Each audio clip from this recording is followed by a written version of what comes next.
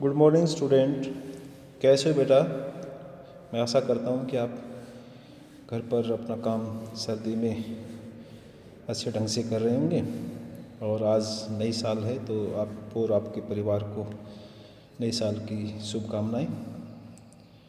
तो बेटा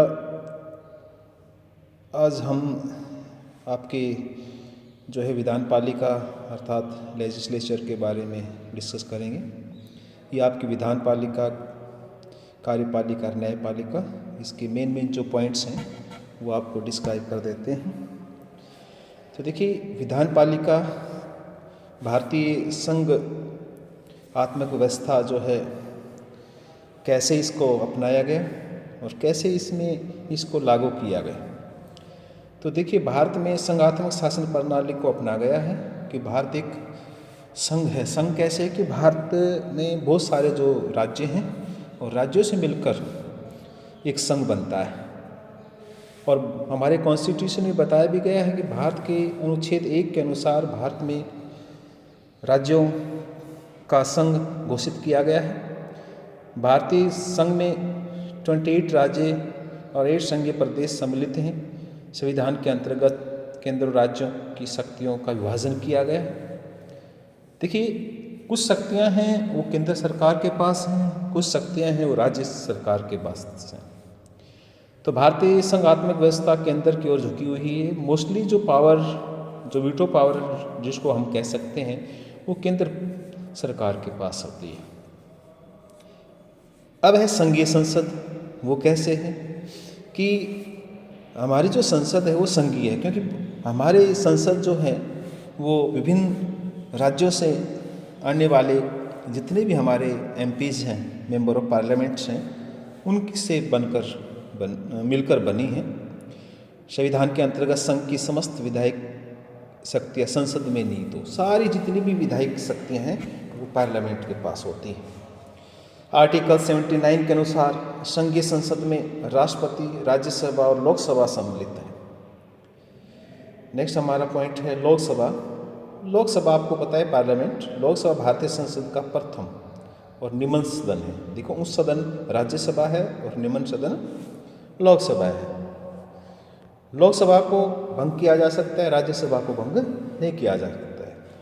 लोकसभा में जो है पूरी तरह से राज्यों का ही इसमें योगदान रहता है।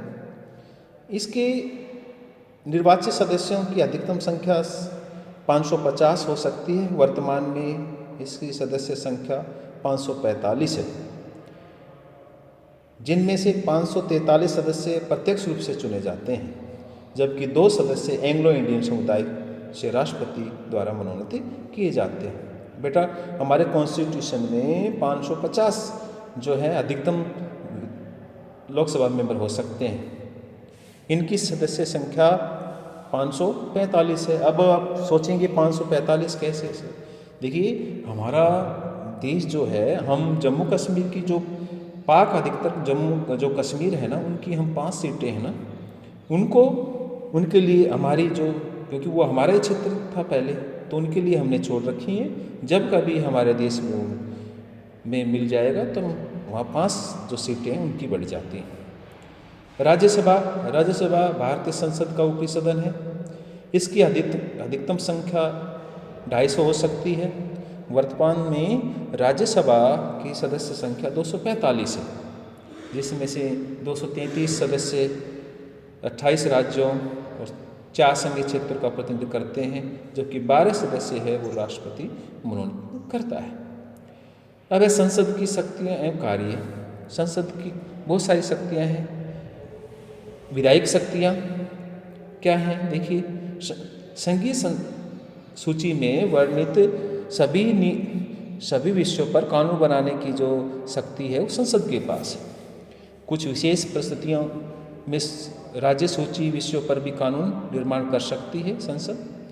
अब शक्तियाँ संसद राष्ट्र के वित्त पर नियंत्रण रखती है। जितना व्यय और जो होता है उसका पूरा कंट्रोल जो है वो पार्लियामेंट के पास होता है।